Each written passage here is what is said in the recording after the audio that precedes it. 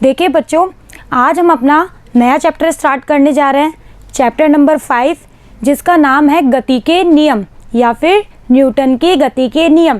क्योंकि गति के जो नियम है वो न्यूटन सर के द्वारा दिए गए थे, इसलिए इसे कहा जाता है न्यूटन की गति के नियम। बहुत इंपॉर्टेंट चैप्टर है।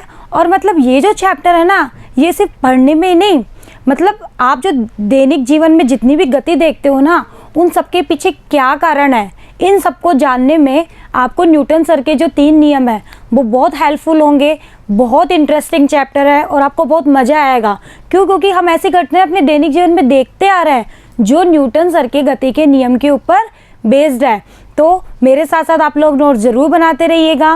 वीडियो में आपको कोई भी प्रॉब्लम आ रही है तो आप वीडियो को दोबारा देखिएगा। और मैं बता रही हूँ ना, मतलब ये चैप्टर बहुत बहुत इम्पोर्टेंट है और बहुत बहुत इंटरेस्टिंग है। तो चलिए शुरू करते हैं। देखो, इस चैप्टर में हम सबसे पहले क्या पढ़ेंगे? सबसे पहले हम नॉर्मल इंट्रोडक्शन जानेंगे कि हम गति के नियम पढ़ रहे हैं तो हम पहले बल वगैरह इनके बारे में जानेंगे, ठीक है।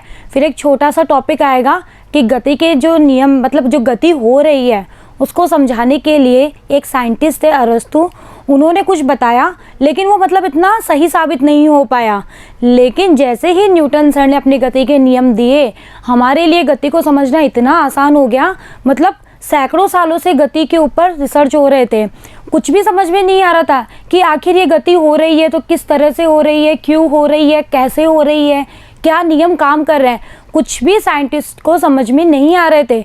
बहुत प्रयोग चल रहे थे, लेकिन न्यूटन सर आए और उन्होंने मतलब इतना आसान बना दिया अपने 3 नियम से कि सबको समझ में आने लग गया कि कैसे ये गति हो रही है, किस तरह से ये हो रहा है, ठीक है। तो हम न्यूटन सर के 3 गति के नियम पढ़ेंगे, जिन्हें फर्स्ट नियम, प्रथम नियम, द्वितीय नियम और तृतीय नियम कहते हैं।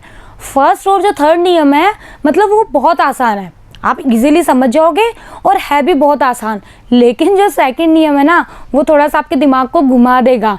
हार्ड वो भी नहीं है, लेकिन उसके लिए हमें कुछ चीज़ें पढ़नी पड़ेगी, जैसे संवेग वगैरह, ये ठीक है।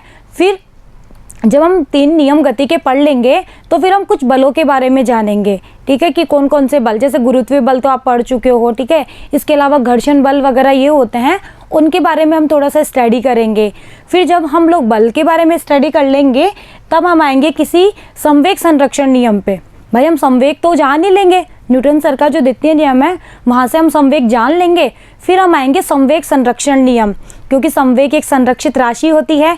आपको याद हो तो जो फर्स्ट वीडियो था, फर्स्ट चैप्टर का जो फर्स्ट वीडियो था, उसमें मैंने आप लोगों को बताया था संरक्षित राशियों के बारे में। वहाँ पे एक संरक्षित राशि संवेग भी थी, उसके बारे में हम स्टडी करेंगे कि संवेग संरक्षण नियम क्या होता है, क्योंकि यहाँ से बहुत सारे न्यूमेरिकल्स बनते हैं जो आपको सॉल्व करने आने चाहिए। तो उसके लिए आपको इस नियम को समझना बहुत ज़रूरी है, ठीक है। फिर जब हम संवेग संरक्षण नियम पढ़ लेंगे तो कुछ बलों के बारे में जानेंगे, और जब हम बलों के बारे में जान लेंगे ना, तब हम इसकी कुछ प्रॉब्लम सॉल्व करेंगे कि जो हमारी मैकेनिक्स, भाई हम पढ़ तो मैकेनिक्स ही रहे हैं, तो हमारी जो मैकेनिक्स या यांत्रिकी है उसमें हम अपनी प्रॉब्लम्स को कैसे सॉल्व करते हैं, उसके ऊपर हम कुछ क्वेश्चंस करेंगे, उसके थ्रू आपको समझ में आएगा। ओके बच्चों, तो चलिए हेडिंग लगाइए। आज का हमारा फर्स्ट टॉपिक है फोर्स। सबसे पहले हम किसके बारे में जानते हैं? फोर्स के बारे में, कि आखिर फोर्स होता क्या है। वैसे तो नॉर्मली आप लोग जानते हो फोर्स क्या होता है, भाई 11th क्लास में आ गए हो, 10th तक भी हमने पढ़ा है ना। तो फोर्स होता क्या है? किसी वस्तु को खींचना या फिर उसको धक्का देना, नॉर्मल सी बात है, यही तो फोर्स होता है, ठीक है। जैसे ये स्लाइडर है, ये मेरे हाथ पे ऐसे रखा हुआ है। अब जब तक मैं इसके ऊपर कोई बल नहीं लगाऊंगी, ठीक है, बाहर से कोई भी साधन इसके ऊपर प्रयोग नहीं करूंगी, तब तक ये क्या अपनी जगह से हिलेगा? नहीं ना, ये ऐसे रखा हुआ है, ऐसे ही रहेगा। जैसे ही मैं अपने हाथ से इसको बल लगाऊंगी, ऊपर की तरफ लगा रही हूँ तो ऊपर उठेगा, नीचे की तरफ लगाऊंगी तो नीचे जाएगा। यही तो हुआ। मतलब किसी चीज़ को खींचना या फिर धक्का देना बल है या नहीं है? तो बल वह साधन है जो वस्तु की स्थिर अवस्था या फिर उसकी गतिशील अवस्था में परिवर्तन करता है। ऑब्वियस सी बात है भाई, ये स्थिर था, अब मैंने जैसे ही बल लगाया तो ये गति करके ऊपर आ गया ना, मतलब इसकी स्थिर अवस्था चेंज हो गई। या फिर कोई कार है वो चल रही है, ठीक है, अगर मुझे उसको रोकना है तो आप ब्रेक लगाते हो ना, ब्रेक तभी तो रुकती है। तो आपने ब्रेक के रूप में, ब्रेक भी तो आपका बल ही तो है तो बल ही ना। तो ठीक है, तो किसी वस्तु की स्थिर अवस्था या जो गतिशील अवस्था होती है या एक समान गति की जो अवस्था होती है, उसको बदलने के लिए हमें जिस साधन की आवश्यकता पड़ती है उसे हम क्या कहते हैं बच्चों? बल। और इंग्लिश में इसे कहते हैं फोर्स। और आप लोगों को पता है कि इसको कैपिटल एफ से लिखा जाता है। लिखते हो या नहीं? कैपिटल एफ से लिखते हो। और यह एक सदिश राशि होती है, इसलिए मैंने इसके ऊपर ये वेक्टर लगाया है। अब वेक्टर स्केलर तो आप लोगों को अच्छे से समझ में आ चुके हैं, क्योंकि लास्ट चैप्टर में हमने डिटेल से स्टडी करे हैं। क्योंकि बल आप एक निश्चित दिशा में लगा रहे हो। भाई लगाया ना मैं निश्चित दिशा में, मैंने ऊपर की ओर लगाया तभी तो ऊपर गया, नीचे की ओर लगाती तो नीचे जाता, ऐसा ही तो होता। तो बल एक निश्चित दिशा में लगाया जाता है, इसलिए बल हमारी कैसी राशि होती है बच्चों? वेक्टर क्वांटिटी, यानी कि सदिश राशि होती है। अब देखो नॉर्मल जो लैंग्वेज है, अगर हम हमारी जो नॉर्मल लैंग्वेज में बात करें तो बल को हम क्या कहेंगे? धकेलना। धकेलना मतलब पुश करना, इंग्लिश में से कहते हैं पुश करना, या फिर खींचना। खींचना मतलब पुल, ठीक है। तो या तो आप धक्का दे रहे हो या खींच रहे हो, ये भी तो बल है ऑब्वियसली। बल एक सदिश राशि होती है और इसको एफ से व्यक्त करते हैं। तो बल समझ में आया। अब हम ये बल पढ़ क्यों रहे हैं? क्योंकि हम जो न्यूटन सर का फर्स्ट लॉ पढ़ेंगे ना, उसमें हमें बल की ज़रूरत पड़ेगी, सेकंड लॉ में भी पड़ेगी, थर्ड लॉ में भी पड़ेगी, इसीलिए हम बल स्टडी कर रहे हैं। पहले हम बल के बारे में जान रहे हैं। अब देखिए हमने जो बल लगाया, भाई एक वस्तु है उसके ऊपर कोई एक ही तो बल नहीं लगता है, बहुत सारे बल होता है। घर्षण भी लगता है, गुरुत्व भी लगता है, उसका अभिलंब बल भी कार्य करता है, बहुत सारे बल होते हैं। तो जो भी टोटल परिणामी निकल के आता है, कौन सा? रिजल्टेंट फोर्स, ना कि एक फोर्स। इन सब का जो भी रिजल्टेंट निकल के आता है उसके क्या प्रभाव हो सकते हैं कि भाई वो रिजल्टेंट फोर्स क्या क्या काम कर सकता है। वो देखो वस्तु की चाल बदल सकता है। ऑब्वियसली कोई वस्तु धीरे चल रही है, आपने उसको धक्का दे दिया तो वो थोड़ा तेज चलेगी, तो चाल में परिवर्तन हो सकता है। उसकी दिशा भी बदल सकती है। भाई आप ऐसे जा रहे हो, आपने बल इस दिशा में लगाया तो वो इधर की तरफ चल जाएगी या नहीं? तो उसकी गति की दिशा भी बदल सकती है, उसकी चाल में भी परिवर्तन आ सकता है। गति की दिशा और चाल दोनों भी बदल सकती है परिणामी बल से, ठीक है। या फिर वस्तु का आकार और आकृति भी बदल सकती है। अब आप सोच रहे हो कि वस्तु का आकार और आकृति कैसे बदल सकती है? जैसे कोई सॉफ्ट वाला प्लास्टिक है, आपने उसको दबाया तो वो टूट जाता है, तो बताओ उसका आकार परिवर्तन हुआ नहीं हुआ? आप उसको दबा रहे हो, इट मीन्स आप बल लगा रहे हो ना। और जब आप बल लगा रहे हो इसका मतलब क्या हुआ? वो टूट गया या वो पिचक गया, उसका आकार बदल गया या फिर उसकी आकृति बदल गई। तो परिणामी जो बल है वो ये काम कर सकता है। ये चीज़ आप लोग ध्यान में रखिएगा। वैसे ये नॉर्मल सी बात है, आप लोग दैनिक जीवन में देखते आते हो, रोज डेली लाइफ में देखते हो ना, कुछ नया नहीं है। बल आप जानते भी होंगे, जो मैं आपको पढ़ा रही हूँ वो आपको पता भी होगा। ओके चलिए अब आते हैं हम बल की यूनिट पे। वैसे तो हम लोगों ने यूनिट एंड मेजरमेंट चैप्टर में सारी फिजिकल क्वांटिटी जो मेन थी उनके बारे में पता करा था कि उनकी क्या यूनिट होती है, क्या डायमेंशन होती है। फिर भी यहाँ देख लेते हैं, हम बताते हैं कि जो बल होता है उसकी जो यूनिट होती है एमकेएस में, एमकेएस या एसआई पद्धति में उसकी जो यूनिट होती है वो न्यूटन होती है। और इसको हम लिखते हैं ना कैपिटल एन से, और या फिर केजी मीटर पर सेकंड स्क्वायर। अब ये कैसे आया? ये हम जब न्यूटन सर का सेकंड लॉ पढ़ेंगे ना, तो वहाँ हम एक फॉर्मूला निकालेंगे एफ का, ये एफ बराबर एम ए, यहीं से ये आया है। एम जो होता है वो मास होता है, मास जो होता है उसकी ऐसा यूनिट केजी। ए जो होता है वो त्वरण एक्सीलरेशन होता है। एक्सीलरेशन क्या होता है? वेग में परिवर्तन की दर। तो इसका मात्रक क्या होता है? मीटर पर सेकंड स्क्वायर। और इसको कंबाइंड रूप से हमने न्यूटन कहा। क्यों कहा न्यूटन? भाई न्यूटन सर ने इतनी मेहनत करी थी, ठीक है, ये फॉर्मूला डिराइव उन्होंने तो किया। हमारे सामने जो गति के ऊपर इतनी सारी प्रॉब्लम क्रिएटेड हो रही थी सैकड़ों सालों से, उन्होंने ही तो इसको सॉल्व किया, तो उनको हम थोड़ा सा रेस्पेक्ट भी तो देंगे। तो इसीलिए इसको कंबाइंड रूप से क्या कहा जाता है? न्यूटन। ओके। और इसका जो सीजीएस मात्रक होता है उसे डाइन कहते हैं। और डाइन क्या हो जाएगा? ग्राम सेंटीमीटर पर सेकंड स्क्वायर। और एक न्यूटन जो होता है उसमें 10 की पावर 5 डाइन होता है। ये आप लोग ज़रूर ध्यान रखिएगा, ये ऑब्जेक्टिव में पूछ लिया जाता है। एक न्यूटन बराबर 10 की पावर 5 डाइन। ओके चलिए, एफ बराबर एम ए होता है। इसकी वीमा, अब ये तो आप लोग आसानी से निकाल सकते हैं, ये आप लोगों के लिए होमवर्क है, आप लोग इसको करिएगा। इसकी वीमा आएगी m1L1T-2। चलिए अब बात करते हैं केजीएफ। केजीएफ का मतलब होता है किलोग्राम बल। kgf, इसका मतलब क्या होता है? किलोग्राम बल। तो किलोग्राम बल क्या होता है? 1 kg वस्तु को, भाई हमें kgf निकालना है, किलोग्राम, तो हम क्या लेके चलते हैं? स्टैंडर्ड में हम 1 यूनिट लेके चलते हैं ना। तो 1 kg की वस्तु को पृथ्वी इसके केंद्र की ओर जिस बल से आकर्षित करती है, उसी बल को हम क्या कहते हैं बच्चों? kgf, किलोग्राम बल। 1 kg की वस्तु को पृथ्वी इसके केंद्र की ओर जिस बल से आकर्षित करती है, वही बल हमारा क्या कहलाता है? kgf। तो ये आप थोड़ा सा ध्यान में रखिएगा। तो बल समझ में आया? बल क्या होता है, इसका मात्रक ध्यान रखना है। 1 न्यूटन में 10⁵ डाइन होते हैं, ये भी आपको पता होना चाहिए। चलिए अब हम बात करते हैं कि अरस्तु जो साइंटिस्ट थे, भाई हम गति के नियम पढ़ रहे हैं, तो ऐसा तो नहीं है कि सिर्फ न्यूटन सर नहीं दिए, बहुत सारे साइंटिस्ट आए जिन्होंने नियम दिए, ठीक है। लेकिन सबसे पहले अरस्तु ने बताया। भाई गति के जो थी उसको समझ नहीं पा रहे थे हम लोग कि क्या हो रहा है, कैसे हो रहा है, क्यों हो रहा है, किस तरह से हो रहा है। कोई पिंड एक समान वेग से चल रहा है तो चल रहा है, रुक रहा है तो रुक रहा है, कुछ भी नहीं समझ में आ रहा था, मतलब बहुत कॉम्प्लिकेटेड सा बना हुआ था। तो अरस्तु जो साइंटिस्ट थे उन्होंने कुछ बताया, लेकिन वो आगे जाके सही साबित नहीं हुआ, ठीक है। फिर उसके बाद में न्यूटन सर आए जिन्होंने सारी चीज़ों को आसान बना दिया। तो थोड़ा सा हम जानते हैं कि अरस्तु ने क्या बताया। अरस्तु ने ये बताया कि किसी पिंड को, कि कोई भी जो पिंड है उसको गतिशील रखने के लिए बाह्य बल की आवश्यकता होती है। अब इन्होंने जो ये लाइन बताई ना, अब नेचुरल सी बात है, ये तो आप भी सोच सकते हो या नहीं? भाई हमें किसी चीज़ को गतिशील बनाए रखना है तो डेफिनेटली हमें उसके ऊपर फोर्स लगाना पड़ेगा या नहीं? भाई बिना फोर्स के तो वो गतिशील नहीं हो सकता। भाई आप एक नॉर्मल सा एग्जांपल लीजिए। एक छोटा सा बच्चा है, मान लीजिए 3-4 साल का बच्चा है, और उसकी टॉय कार है उसके पास में, वो जो होती है ना जिसमें पीछे एक रस्सी लगी हुई रहती है, जिसको आप खींचते हो तो वो चलने लगती है। तो वो बताओ, वो 3-4 साल की बच्ची है, उसको भी तो समझ में आ रहा है कि मेरी कार कैसे चल रही है, पता है या नहीं? उसको ऑब्वियसली पता है। भले वो ये नहीं जानती कि ये कोई नियम है, कुछ है, लेकिन उसको ये तो पता है कि जब तक मैं इस रस्से को नहीं खींचूंगी मेरी कार नहीं चलेगी, पता है ना उसको ये चीज़। तो मतलब इन्होंने जो बताया ना, वो मतलब नॉर्मल बात थी, उसमें ऐसा कुछ नहीं था जो हमारे गति की चीज़ों को सॉल्व कर सके। मतलब ये एक जनरल थिंकिंग थी जो हर कोई सोच सकता था। मतलब उन्होंने अपनी इस थिंकिंग को ही एक सिद्धांत दे दिया। तो ऐसा थोड़ी होता है भाई, एक छोटी सी बच्ची भी तो सोच रही है ये चीज़ तो, कि भाई मैं उस रस्सी को खींचूंगी तभी मेरी टॉय कार चलेगी या नहीं। इसलिए मतलब ये एक तरह से भ्रम था, ठीक है।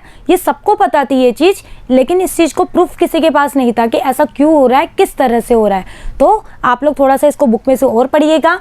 आपकी बुक में ये काफ़ी बड़े में दिया हुआ है, मैंने आपको वैसे समझा दिया एक्चुअल में ये था क्या, फिर भी आप लोग बुक ज़रूर रेफ़र करिए। मैं बार बार कहती हूँ बुक आपको ज़रूर पढ़नी चाहिए। बहुत बार छोटी छोटी चीज़ें होती है जो हम नहीं बताते हैं, लेकिन बुक में आपको मिल जाती है और काम की होती है, तो आप उनको अपने नोट्स में तुरंत लिखिए। ओके बच्चों, चलिए तो इसको बुक से आप लोग ज़रूर पढ़िएगा। वैसे मैंने समझा दिया कि इन्होंने जो कुछ बताया वो ऐसा कुछ खास नहीं था कि जिसको कोई नियम या सिद्धांत दिया जा सके। चलिए अब आते हैं हम हमारे न्यूटन के गति के नियम पे, कि मतलब जैसे ही न्यूटन सर आए उन्होंने अपने नियम दिए, हमारी गति की चीज़ों को समझना इतना आसान हो गया, मतलब बाएं हाथ का खेल हो गया। जो चीज़ हमें सैकड़ों सालों से समझ में नहीं आ रही थी ना, वो बाएं हाथ का खेल हो गया समझना। तो हम न्यूटन सर की गति के नियम में 3 नियम स्टडी करेंगे। फर्स्ट नियम, सेकंड नियम और थर्ड नियम। पहला और तीसरा नियम बहुत आसान है, आप इजीली समझ जाओगे। और हो सकता है कि आपने फर्स्ट और थर्ड जो लॉ है वो सुना भी हो बहुत बार कि हाँ ये चीज़ न्यूटन सर के थर्ड नियम से हो रही है, सेकंड नियम से हो रही है, ठीक है। वो सुना है ना क्रिया प्रतिक्रिया का नियम, जो थर्ड नियम था।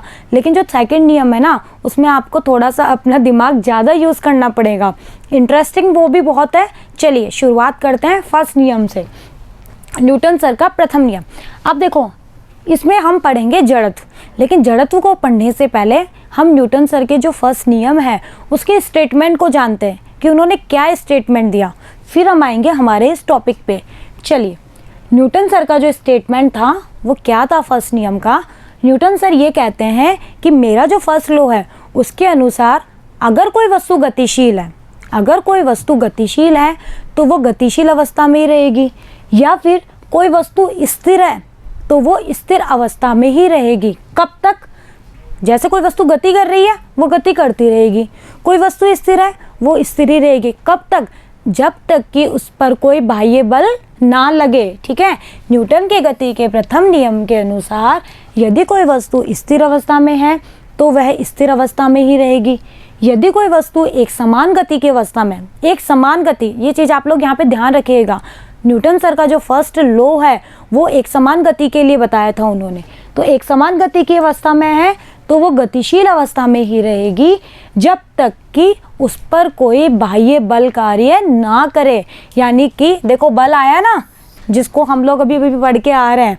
ठीक है, अब ऐसा क्यों भाई, न्यूटन सर ने स्टेटमेंट तो दे दिया, लेकिन सबके दिमाग में ये क्वेश्चन तो उठा कि ऐसा क्यों, स्थिर है तो स्थिर, गतिशील है तो गतिशील, ऐसा क्यों भाई।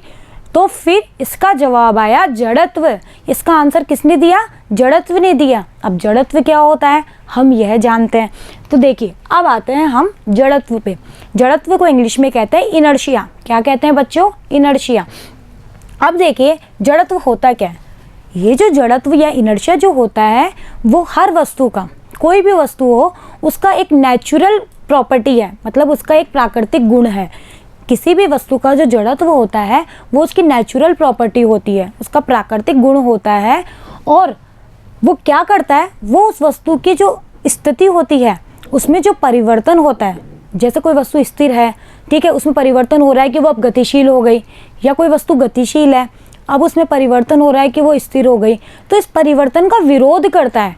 तो ये जड़त्व का काम क्या है, वस्तु की स्थिति में परिवर्तन का विरोध करना। ये ध्यान रखिएगा आप, जड़त्व का काम क्या होता है, वस्तु की स्थिति में परिवर्तन का विरोध करना। कि अगर वो स्थिर है तो उसका जड़त्व ये कहता है कि तुम स्थिर ही रहो हमेशा, मैं तुम्हें गतिशील नहीं होने दूंगा।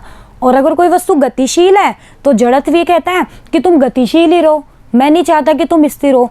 तो अब उसमें अगर उसकी स्थिति में परिवर्तन हो रहा है तो उसका विरोध कौन करता है, जड़त्व करता है। अब देखो, अच्छा जड़त्व हमने ये तो जान लिया कि जड़त्व एक नेचुरल गुण है और ये परिवर्तन का विरोध करता है। अच्छा जड़त्व होता क्या एक्चुअल में, भाई ये प्राकृतिक गुण तो है लेकिन एक्चुअल में होता क्या है, मतलब क्या चीज़ है ये, भाई हम इसको मेजरमेंट भी तो करें कि ये क्या चीज़ है। तो जड़त्व जो होता है वो जो वस्तु होती है ना उसका द्रव्यमान की माप है। मतलब किसी भी वस्तु का जो द्रव्यमान होता है वो कितना उसका द्रव्यमान है, उसके द्रव्यमान की कितनी माप है, वही उसका जड़त्व कहलाता है। तो ये चीज़ आप लोग ध्यान रखिएगा कि वस्तु का जो द्रव्यमान होता है m, जिसे हम m कहते हैं ना, वह m की जो माप है वही उसका जड़त्व कहलाता है। अब देखो चलो हमें ये तो समझ में आ गया कि जड़त्व जो होता है वो एक तरह से द्रव्यमान की माप होती है। ठीक है, जड़त्व का काम क्या होता है, स्थिति में परिवर्तन का विरोध करना। अब इसका कुछ एग्जाम्पल लेते हैं कि अच्छा मतलब जड़त्व तो हमें चलो समझ में आ गया। जैसे मैं एक एग्जाम्पल लेती हूँ, पेड़, जैसे आप लोग पेड़ पौधे देखते हो, जब आप पेड़ है उसको हिलाते हो पकड़ के तो उसके फूल पत्तियाँ या फिर छोटे छोटे जो फल होते हैं वो नीचे गिराते हैं, आते हैं या नहीं, करा भी होगा। जैसे किसी आम के पेड़ से कभी आपको कैरी खाने की इच्छा करी तो आप इसे जोर से हिला देते हो, उसकी टहनी को हिलाते हो ना, ठीक है, फिर वो नीचे आके गिर जाती है। तो ऐसा क्यों हुआ कि आपने पेड़ की पत्तियों को हिला, मतलब टहनी को पकड़ के हिलाया और पेड़ पौधे पत्तियाँ वगैरह या छोटे छोटे फल है वो नीचे आके गिर गए, क्यों हुए, क्योंकि जब तक आपने उसको नहीं हिलाया था पेड़ स्थिर अवस्था में था या नहीं। तो उसका जड़त्व क्या चाह रहा था, भाई पेड़ है, पेड़ का भी कोई द्रव्यमान होगा, तो पेड़ का जड़त्व ये चाह रहा था कि हम स्थिर अवस्था में ही रहना चाह रहे हैं। अब आप उस बेचारे को डिस्टर्ब कर रहे हो हिला के, आपने उसको हिलाया, आपने उसको क्या कर दिया, डिस्टर्ब कर दिया, यानी कि जड़त्व आपने उसको डिस्टर्ब कर दिया तो जड़त्व इसका विरोध करेगा, जिसकी वजह से उसकी जो पत्तियां वगैरह ये होती है वो नीचे गिराती है। ठीक है, तो मतलब जड़त्व की वजह से ऐसा हुआ कि जड़त्व ने उसकी स्थिति में परिवर्तन का विरोध किया, जिसकी वजह से ऐसा हुआ। ठीक है, अब न्यूटन सर का स्टेटमेंट आपको समझ में आ गया और हमें ये भी समझ में आ गया कि अगर कोई वस्तु स्थिर है तो स्थिर रहेगी, गतिशील है तो गतिशील रहेगी, जब तक कि हम उसके ऊपर कोई बाह्य बल नहीं लगाते। अभी हम कुछ एग्जाम्पल समझेंगे, भाई न्यूटन सर के फर्स्ट लॉ पर जो बेस्ड एग्जाम्पल है वो हम समझेंगे, लेकिन न्यूटन सर का जो फर्स्ट लॉ है उसे जड़त्व का नियम भी कहते हैं। ये आप लोग ध्यान रखिएगा क्योंकि इन चीज़ों का आंसर हमें जड़त्व भी देता है। तो न्यूटन सर के फर्स्ट लॉ को हम जड़त्व का नियम या फिर गैलीलियो का नियम भी कहते हैं। तो ये आप लोग ध्यान में रखिएगा। तो एग्जाम में हो सकता है वो आपसे ये ना पूछे कि गति का प्रथम नियम बताइए, वो कह दे गैलीलियो का नियम लिखिए, तो आपको गति का फर्स्ट नियम ही लिखना है। ठीक है, चलिए अब न्यूटन सर ने जो स्टेटमेंट दिया उसको दूसरे तरीके से भी हम बता सकते हैं।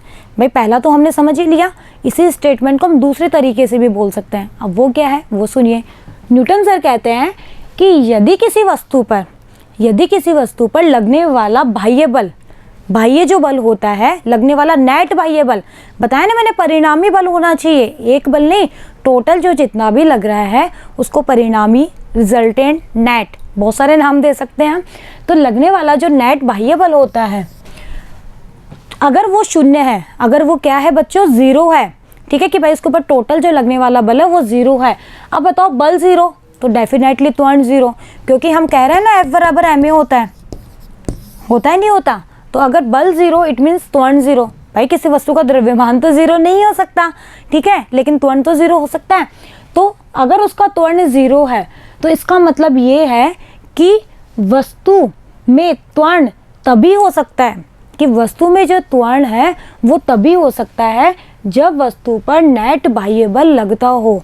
यानी कि अगर आपको वस्तु में त्वरण चाहिए, अगर आपको चाहिए कि आपकी वस्तु त्वरित रहे, तो उसके लिए आपको उसके ऊपर लगने वाला जो कुल बाह्य बल है वो ज़ीरो नहीं करना है, क्योंकि अगर आपने लगने वाला कुल बाह्य बल ज़ीरो कर दिया तो हमारा वस्तु का त्वरण भी क्या हो जाएगा, ज़ीरो हो जाएगा। और जब त्वरण ज़ीरो हो जाता है तो ये हम लोगों ने पढ़ा था थर्ड चैप्टर में, एक समान गति कहते हैं, हम उसको कहते हैं या नहीं, ठीक है। त्वरण ज़ीरो मतलब वेग हमारा नियत, तो एक समान गति हो जाती है।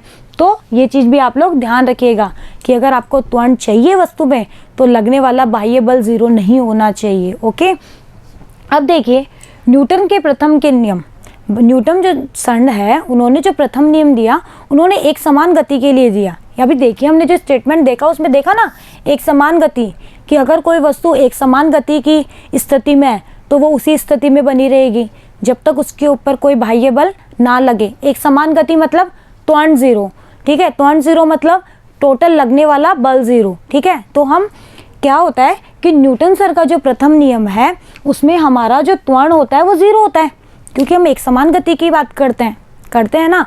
तो जिस निर्देश तंत्र में हमने कोऑर्डिनेट सिस्टम पढ़े हैं ना, वैसे नॉर्मली कोऑर्डिनेट सिस्टम दो प्रकार के होते हैं, जड़त्वीय और अजड़त्वीय। तो न्यूटन सर का जो प्रथम नियम था उसमें एक समान गति की बात हो रही थी, इट मीन्स उसका एक्सेलरेशन त्वरण ज़ीरो था। त्वरण ज़ीरो है या नहीं, तो त्वरण जब ज़ीरो होता है तो वो जो भी निर्देश तंत्र हम यूज़ करते हैं उसे कहते हैं जड़त्वीय निर्देश तंत्र। क्या कहते हैं बच्चों, जड़त्वीय निर्देश तंत्र। तो न्यूटन का प्रथम नियम के लिए हम जो भी निर्देश तंत्र लेंगे वो कैसा होना चाहिए, जड़त्वीय निर्देश तंत्र। हम अजड़त्वीय नहीं लेंगे, क्योंकि अजड़त्वीय में हमारा जो त्वरण होता है वो ज़ीरो नहीं होता है। अगर हम अजड़त्वीय की बात करते हैं, नॉन इनर्शियल, ठीक है, उसके अंदर हमारा जो ए होता है वो ज़ीरो नहीं होता है। जबकि प्रथम नियम जो था वो एक समान गति के लिए था या फिर स्थिर अवस्था के लिए था, तो इसलिए इसको हम कौन से निर्देश तंत्र में पढ़ते हैं, जड़त्वीय निर्देश तंत्र में। ओके, अब हमें न्यूटन सर के प्रथम नियम के स्टेटमेंट समझ में आ चुके। हम ये भी जान चुके कि हमारा इनर्शिया क्या होता है, जड़त्व क्या होता है, ये भी जान चुके। अब हम इसके कुछ एग्जाम्पल देखते हैं कि जो न्यूटन सर ने फर्स्ट लॉ बताया वो कहाँ कहाँ काम आएगा। जैसे आप बस में खड़े हो, ठीक है, आप बस में खड़े हो और बस रुकी हुई है, ठीक है, जैसे ही मतलब आप जब बस में खड़े रहते हो, बस रुकी हुई है, तो हम नॉर्मली क्या होते हैं, कोई ऐसे अच्छी से कंडीशन में तो खड़े नहीं रहते हैं ना, हम भी ढीले ढाले से रहते हैं कि हाँ भाई, लेकिन अचानक से ड्राइवर ने बस चला दी तो आप पीछे की तरफ झुकते हो। ऐसा हुआ है कि आप जैसे ही बस में खड़े रहते हो, बस चल नहीं रही है, स्थिर अवस्था में है, और जैसे ही ड्राइवर ने अचानक से बस चला दी आपको एक झटका महसूस होता है पीछे की तरफ, होता है ना। तो उस चीज़ को ऐसा क्यों, दिमाग में क्वेश्चन आता होगा ना कि ऐसा क्यों हुआ कि हम पीछे की तरफ गए, तो उसका आपको आंसर मिलेगा न्यूटन सर के फर्स्ट नियम से। या फिर आप गाड़ी चल रही है, एक समान गति से गाड़ी चल रही है और आप बैठे हो, अचानक से ड्राइवर ने ब्रेक लगा दिया तो आप आगे की तरफ जाते हो ना, ठीक है, ऐसा क्यों, इसका भी आंसर आपको कौन देगा, न्यूटन सर का फर्स्ट लॉ, ठीक है। या फिर एक बंदूक की गोली, चलो पहले हम जो दो एग्जाम्पल लिए हैं हम उनको समझते हैं कि ऐसा क्यों हुआ। देखो आप लोग बस रुकी हुई है, आप खड़े हो, ठीक है, जैसे ही अचानक से गाड़ी चली तो आप पीछे की तरफ झुकते हो, ऐसा क्यों, क्योंकि आप रुके हुए हो, यानी कि, और बस रुकी हुई है, आप रुके हुए, इट मीन्स आपका जड़त्व क्या चाह रहा है कि आप रुके ही रहो, आप चलो नहीं। भाई जड़त्व हमारा क्या है, वो ये कहता है कि स्थिति में परिवर्तन नहीं होना चाहिए, मैं तो उसका विरोध करूंगा। तो आप रुके हुए हो तो हमारा जड़त्व क्या चाहेगा कि हम रुके हुए रहें, ऐसा ही तो होगा। लेकिन जैसे ही गाड़ी चली, जैसे ही ड्राइवर ने गाड़ी चलाई, आप पीछे की तरफ झुके, आपके जो पैर हैं वो क्या है, आपके जो पैर हैं वो तो हमारी जो गाड़ी है या जो बस है उसके फर्श से अटैच है या नहीं। इट मीन्स वो तो उसके साथ चल देंगे।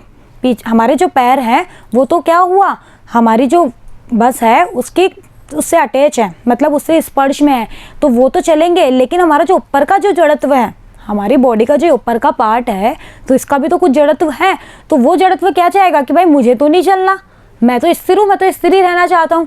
तो वो वहीं रहेगा और गाड़ी आगे जाएगी, चल रही है तो आगे जाएगी, तो आप पीछे की तरफ एक झटका महसूस करते हो क्योंकि आपका जड़त्व आपको वहीं रहने देना चाहता है। तो वो इसका विरोध करेगा, जिसकी वजह से गाड़ी तो आगे चल दी और आप पीछे की तरफ एक झटका महसूस करते हो।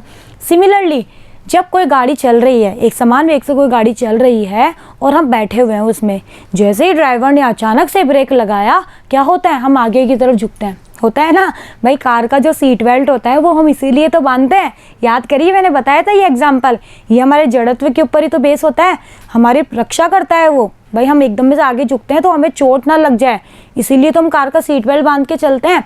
तो ऐसा क्यों हुआ कि आप आगे की तरफ आए ब्रेक लगते, क्यों, क्योंकि गाड़ी चल रही थी, इट मीन्स हम भी चल रहे थे।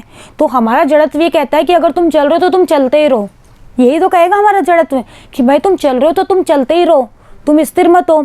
जैसे ही ब्रेक लगा, हमारे पैर तो वापस से क्या हुआ, हमारा जो नीचे का जड़त्व है वो तो क्या हुआ, हमारी जो बस थी उसके संपर्क में था, तो वो तो रुक जाएगा, ठीक है, क्योंकि वो उसके संपर्क में था। लेकिन हमारा ऊपर का जड़त्व तो ये चाहेगा ना कि हम चलते रहें, हम रुके नहीं, तो वो तो रुक गया और हम चलते रहना चाहते हैं, इसकी वजह से हम आगे की ओर जाते हैं।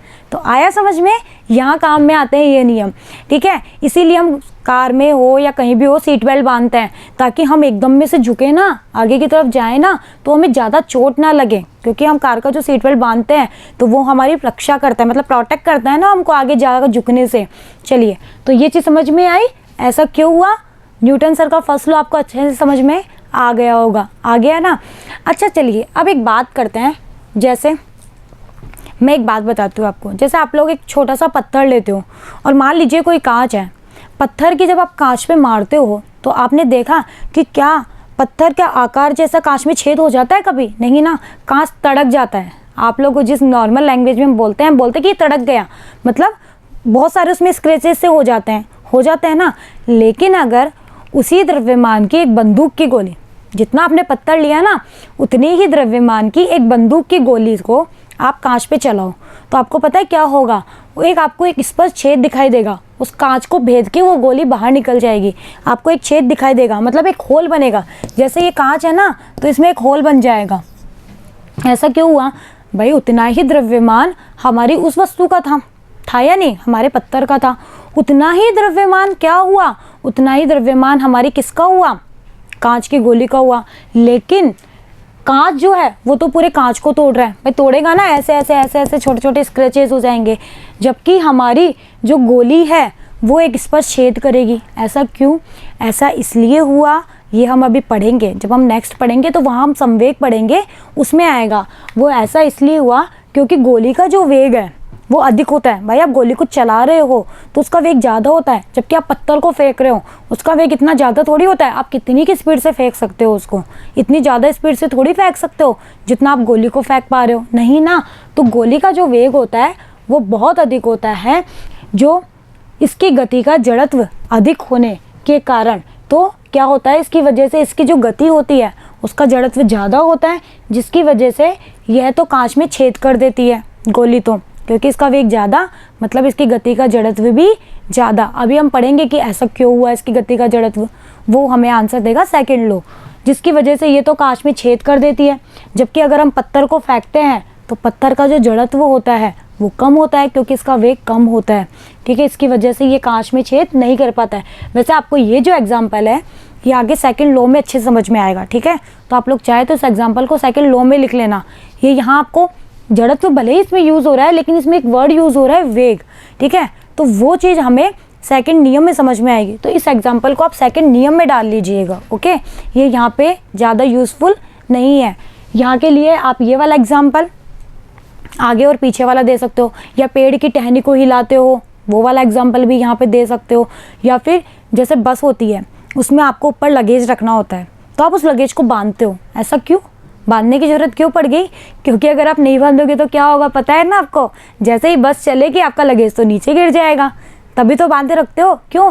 क्योंकि उसका जड़त्व तो क्या करना चाहेगा, उसको स्थिर अवस्था में रहने देना चाहेगा, और बस चलेगी तो वो पीछे की तरफ गिरेगा ना, इसलिए हमें उसको बांध के रखना पड़ता है। तो ये एग्जाम्पल भी आप दे सकते हो। ओके बच्चों, तो बच्चों आपको न्यूटन का फर्स्ट लॉ समझ में आया, और इस एग्जाम्पल को समझने के लिए हमें सेकेंड लॉ की भी जरूरत पड़ेगी। तो हम चलते हैं अब हमारे न्यूटन सर के द्वितीय नियम पे। अब देखिए न्यूटन सर का जो द्वितीय नियम है, पहले तो उसका स्टेटमेंट जानते हैं फिर हम उसको समझेंगे।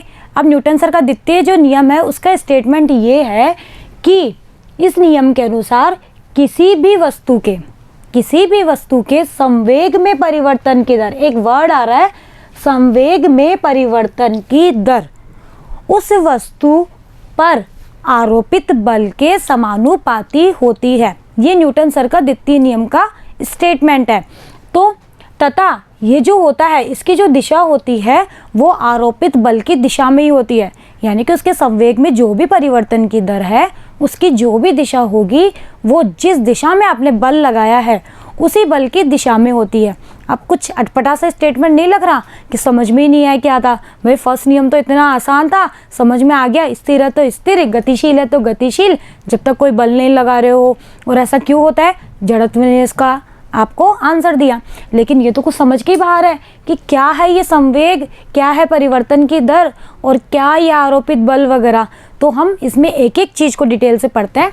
पहले जानेंगे संवेग, संवेग क्या होता है, फिर संवेग में परिवर्तन की दर पढ़ेंगे, फिर आपको ये जो नियम है बहुत आसानी से समझ में आ जाएगा। मैंने बोला था ना सेकंड जो नियम है वो थोड़ा सा दिमाग को घुमाएगा।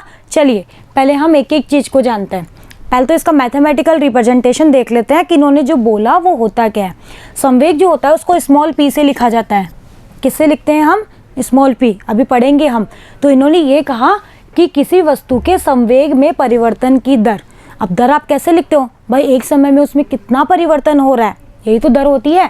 तो क्या हो गई, dp/dt, किसके समानुपाती, उस पर आरोपित बल के। तो किसकी हो गई, F समानुपाती dp/dt।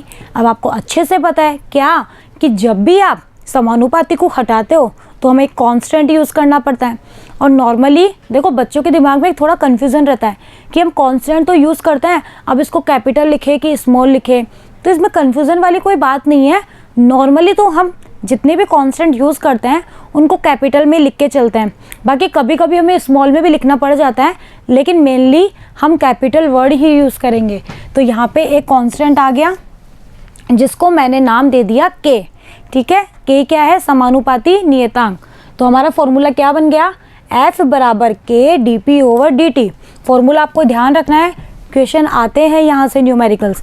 जब हम न्यूमेरिकल पोर्शन सॉल्व करेंगे तब हम न्यूटन सर के फर्स्ट, सेकंड और थर्ड लॉ तीनों पर बेस्ड क्वेश्चन करेंगे, तब आपको समझ में आएगा कि हमें इन नियमों का अपने क्वेश्चन में किस तरह यूज़ करना है। ओके बच्चों, तो घबराइए मत, बाकी आप लोग खुद से भी न्यूमेरिकल्स करते रहना तो आपको आइडिया हो जाएगा। अब k है आपका समानुपाती नियतांक, तो F क्या है, आरोपित बल, P क्या है, संवेग। अब आते हैं कि हमारा संवेग क्या होता है। देखो P का फॉर्मूला होता है mv, ये तो आप लोगों ने पढ़ लिया होगा वैसे भी। P बराबर होता है m × v, जहाँ m तो होता है वस्तु, जो भी आपने वस्तु ली है उसका द्रव्यमान, और v होता है उस वस्तु का वेग। तो संवेग क्या हुआ, अगर मैं कहूँ कि बताइए संवेग की डेफिनेशन क्या हुई, तो आप क्या कहेंगे, किसी भी वस्तु के द्रव्यमान और उसके वेग के गुणनफल को हम क्या कहते हैं, संवेग कहते हैं, यानी कि मोमेंटम। तो इसके फॉर्मूले से आप इसकी डेफिनेशन बना सकते हैं। चलो हमें ये तो समझ में आ गया कि संवेग जो होता है वो mv होता है। भाई हमने शॉर्ट फॉर्म में इसको बोल दिया mv होता है, लेकिन इसकी ज़रूरत कहाँ पड़ गई, मतलब क्या है ये चीज़ कि हमें इसकी कहाँ नीड पड़ रही है। ठीक है, अब देखो उसको समझते हैं। संवेग एक सदिश राशि होती है, ये तो आप समझ ही गए होंगे। क्यों, क्योंकि m तो सदिश नहीं होता लेकिन हमारा वेग सदिश होता है, इसलिए समवेग सदिश राशि होती है। इसका मात्रक ये आप खुद निकालेंगे, ठीक है। इसकी विमा तो आप खुद निकालेंगे। मात्रक क्या हो गया? मात्रक हो गया इसका न्यूटन इंटू सेकेंड, ठीक है, और केजी मीटर पर सेकेंड इनवर्स, यहाँ से निकला ये तो केजी मीटर पर second inverse. Newton into second अभी हम बता देंगे कि ये कैसे आया, ठीक है। अब देखिए, अब हम ये जानते कि आखिर हमें संवेग की मतलब कहाँ ज़रूरत पड़ रही थी। नई फिजिकल क्वांटिटी आई है तो उसका कोई तो यूज़ होगा। हाँ, है ना इसका यूज़। देखो क्या यूज़ है इसका। जैसे आप रोड के ऊपर खड़े हुए हो, ठीक है, आप रोड पर खड़े हुए हो और एक बच्चा है, यहाँ पे मान लीजिए एक छोटा सा बच्चा है जो बेचारा अपनी साइकिल चला रहा है। मान लो उसकी कुछ भी स्पीड है, 5 किलोमीटर 10 किलोमीटर पर होवर, कुछ भी उसकी स्पीड है, उस साइकिल से आपकी ओर आ रहा है और आप खड़े हुए हो, ठीक है, और वो आके आपको टक्कर मारता है। बताओ आपके लगेगी? हाँ लगेगी तो सही, लेकिन इतनी ज़्यादा भी नहीं लगेगी ना, थोड़ी बहुत चोट आएगी। कोई बहुत ज़्यादा चोट तो आपको आने से नहीं आएगी ना, नेचुरल सी बात है। लेकिन अगर उसी स्पीड से, स्पीड सेम है, जितनी मैंने इसकी ली है ना उतनी ही इसकी ली है, उसी स्पीड से एक भारी ट्रक आ रहा है, बहुत सारा लगेज भरा हुआ है उसके अंदर, और भारी ट्रक आ रहा है और वो आपको आके टक्कर मारता है, तो सोचो क्या होगा। पता चल गया ना क्या होगा। ऑब्वियस सी बात है, आपको बहुत ज़्यादा चोट लगेगी ना, नेचुरल सी बात है, ठीक है।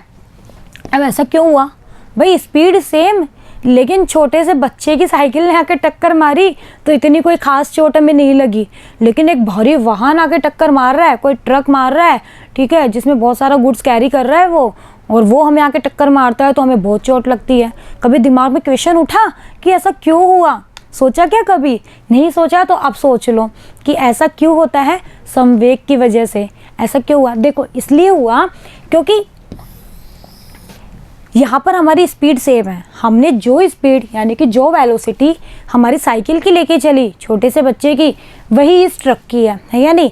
यानी कि यहाँ पे हमारा जो v है वो सेम है, दोनों के लिए सेम है। लेकिन अगर हम द्रव्यमान की बात करें m, तो बताओ इस चीज़ का द्रव्यमान इसके कंपेयर में बहुत कम होगा नहीं होगा? होगा। यानी कि इसका द्रव्यमान थोड़ा कम है और इसका द्रव्यमान, मान लो इसका m1 है और इसका m2, तो ये तो एक कॉमन सेंस की बात है कि ये तो हमें पता है कि m2 बड़ा होगा m1 से, होगा नहीं होगा? भाई साइकिल और बच्चे का कितना भी मान लो वो उस ट्रक के वाहन जितना तो नहीं होगा ना, और उसमें सामान और भरा हुआ है, तो ये बहुत ज़्यादा द्रव्यमान का है, ये कम द्रव्यमान का है, ठीक है। तो इसकी वजह से हमें कम, यानी कि हमारा वेलोसिटी तो नियत थी, वेलोसिटी तो दोनों के लिए सेम थी, लेकिन द्रव्यमान में फ़र्क होने की वजह से हमें चोट ज़्यादा लगी ना। भाई इसका द्रव्यमान कम इसलिए हमें कम चोट लगी, इसका द्रव्यमान ज़्यादा इसलिए हमें ज़्यादा चोट लगी। तो अगर हम एक नॉर्मल लैंग्वेज में बोले तो हम ये कह सकते हैं कि अगर हमारा जो m है वो ज़्यादा है तो मतलब हमें चोट ज़्यादा लग रही है या हमें ज़्यादा नुकसान हो रहा है। ये चीज़ समझ में आई? और ऐसा होता है, आप लोग डेली लाइफ में भी ये चीज़ देख सकते हो।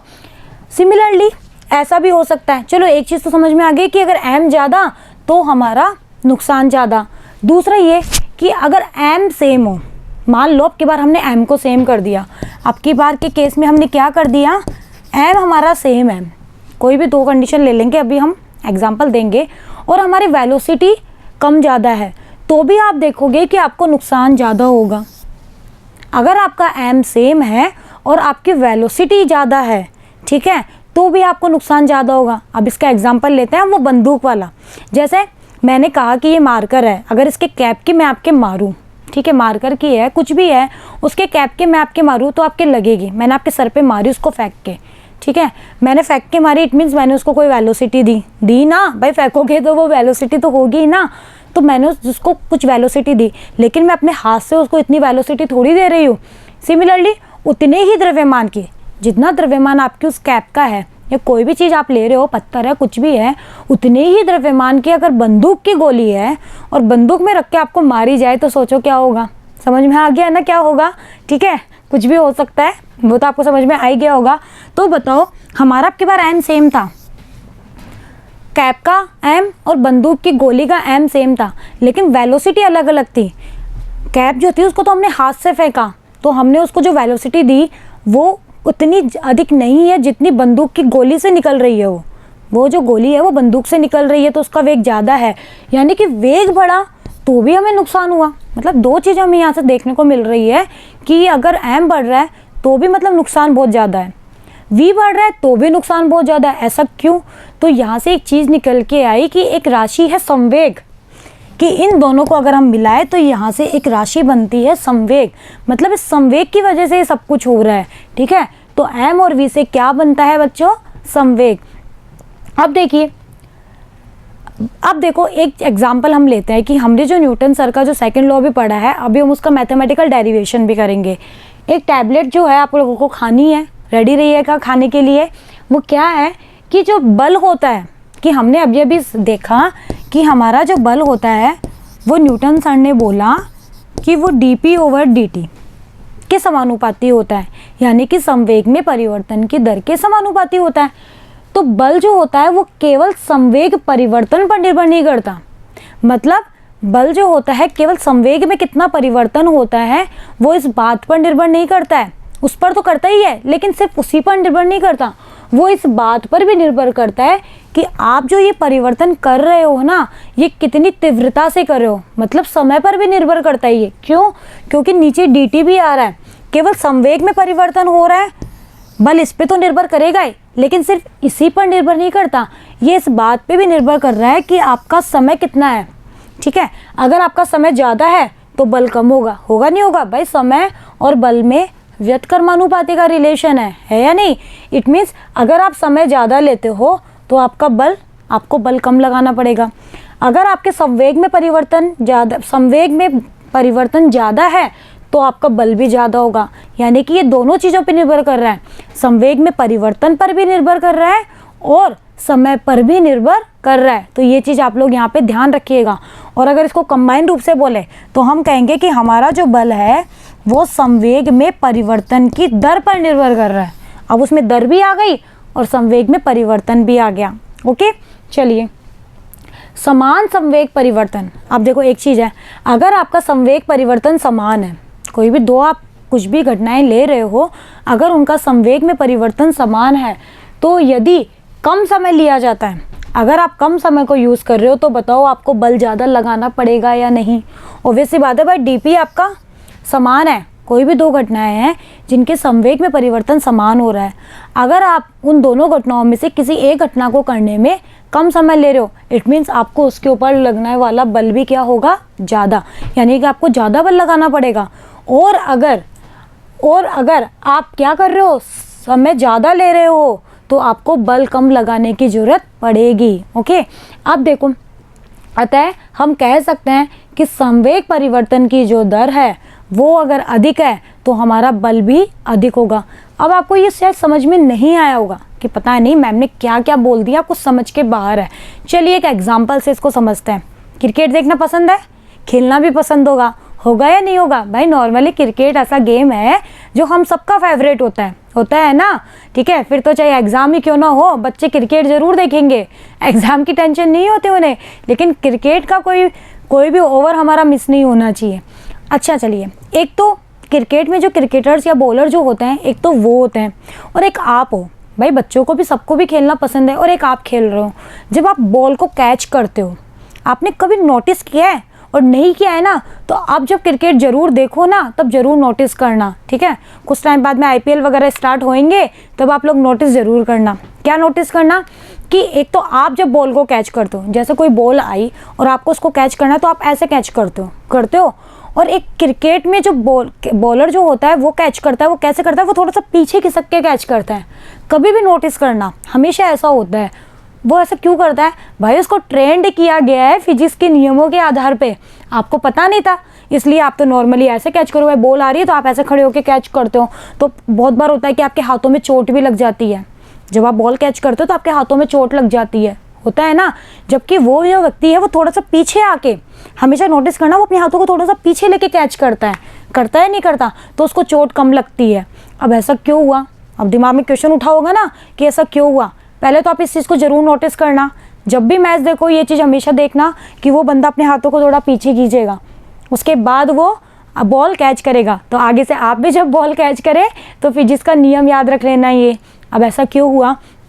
ऐसा इसलिए हुआ कि आपने बॉल कैच करी, आपके हाथों में चोट लगी। भाई बॉल आ रही है, स्पीड से आ रही है, तो आपने जब बॉल को कैच किया तो आपके हाथों में चोट लग गई, जबकि उस बंदे के तो लगी ही नहीं लगती ना, ये लगी तो उसके बहुत कम लगी। ठीक है, ऐसा क्यों हुआ? वो इसलिए हुआ क्योंकि चलो मान लो कि दोनों जो बॉल है, आप जो बॉल कैच कर रहे हो उसके संवेग में परिवर्तन मान लो कुछ भी है, सेम है। वो बंदा जो बॉल कैच कर रहा है उसका संवेग परिवर्तन भी सेम है। लेकिन क्या होता है, अब हमारा अगर संवेग परिवर्तन सेम है तो हमारा जो एफ है वो डिपेंड किस पे करेगा? dt पे, यानी कि समय अंतराल पे। अगर समय अंतराल कम है तो बल ज़्यादा है। तो देखो जैसे ही बॉल आई आपने बॉल को आते ही कैच कर लिया, यानी कि आपका समय अंतराल हुआ कम। समय अंतराल कम हुआ तो लगने वाला बल ज़्यादा हुआ। बल ज़्यादा मतलब आपको चोट ज़्यादा लगी। जबकि जो क्रिकेटर में जो बॉलर होते हैं या कैच जो करते हैं, वो जब कैच करते हैं तो उनको फिजिक्स का ये नियम समझा दिया जाता है कि तुम समय अंतराल को ज़्यादा कर देना, जिससे तुम्हें चोट कम लगेगी। इसीलिए जैसे ही बॉल आई तो उसने अपने हाथों को थोड़ा सा पीछे किया, तो हाथों को थोड़ा सा पीछे किया तो बताओ थोड़ा सा समय और लिया ना उसने, आपके कंपेयर में उसने थोड़ा सा समय और लिया ना, यानी कि समय बढ़ गया। समय बढ़ गया तो बल क्या हो गया बच्चों? कम हो गया। बल कम हो गया तो बताओ चोट भी क्या हुई? कम लगी। ठीक है, तो आगे से जब भी क्रिकेट खेलो तो इस नियम को जरूर याद रखना। आया समझ में इसका यूज? कहाँ हुआ, कैसे हुआ? चलिए, तो ये चीज़ समझ में आ गई।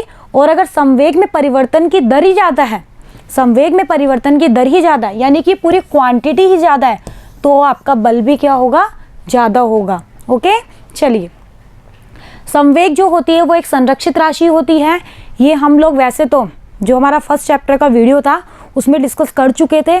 अब यहाँ हम पढ़ेंगे संवेग संरक्षण नियम, जो हमारा नेक्स्ट वीडियो का पार्ट है, जो हमारी नेक्स्ट वीडियो होगी उसका पार्ट है।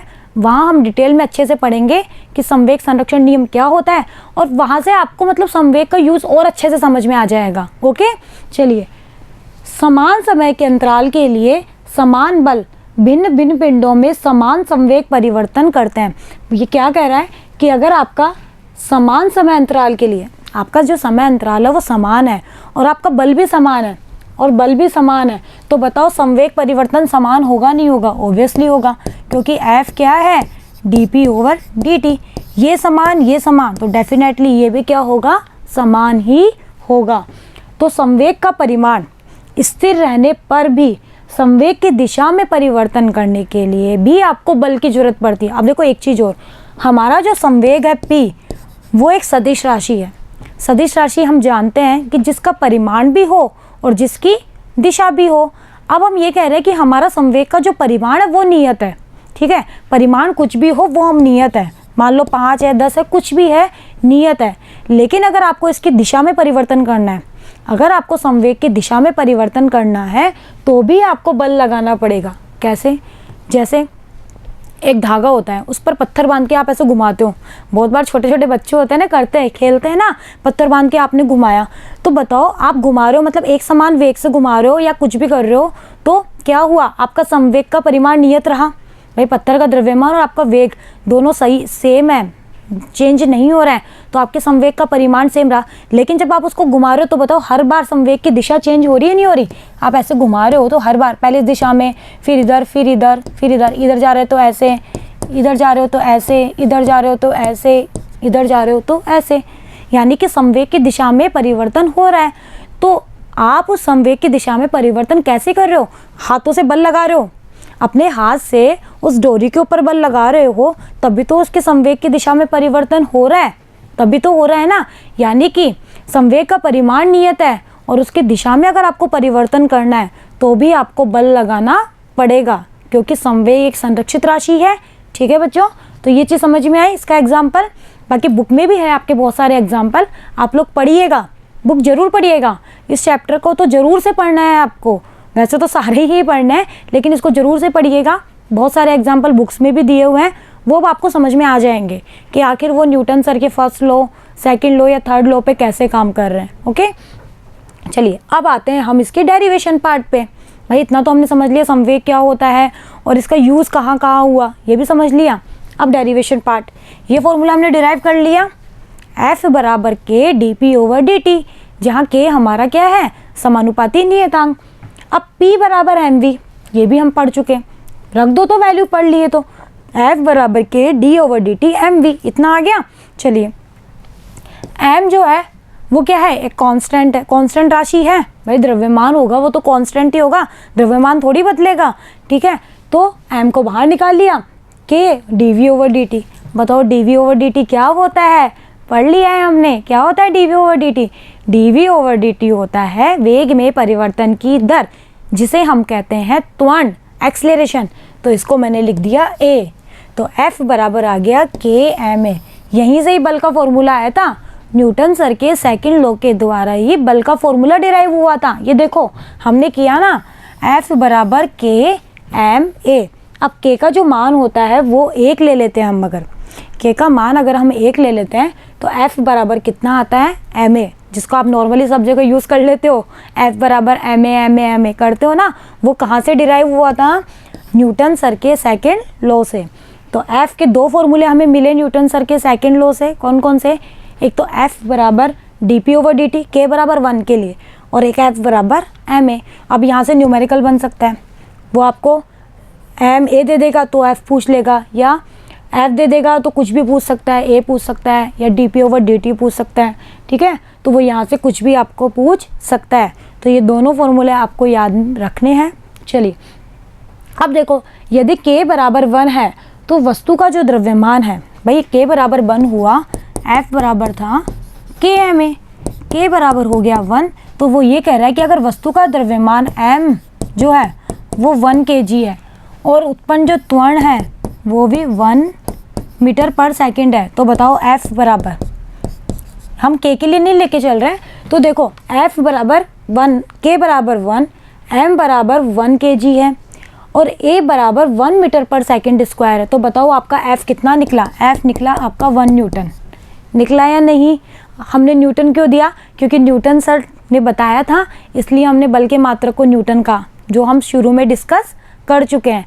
तो 1 न्यूटन की अगर कोई आपसे डेफिनेशन पूछे तो आप क्या देंगे, वो ये देंगे कि अगर k बराबर 1 हो और किसी वस्तु का द्रव्यमान 1 kg हो, उसमें उत्पन्न जो त्वरण है वो 1 मीटर पर सेकंड स्क्वायर हो, तो वस्तु में जो बल होता है वो कितना होता है, हमेशा 1 न्यूटन होता है।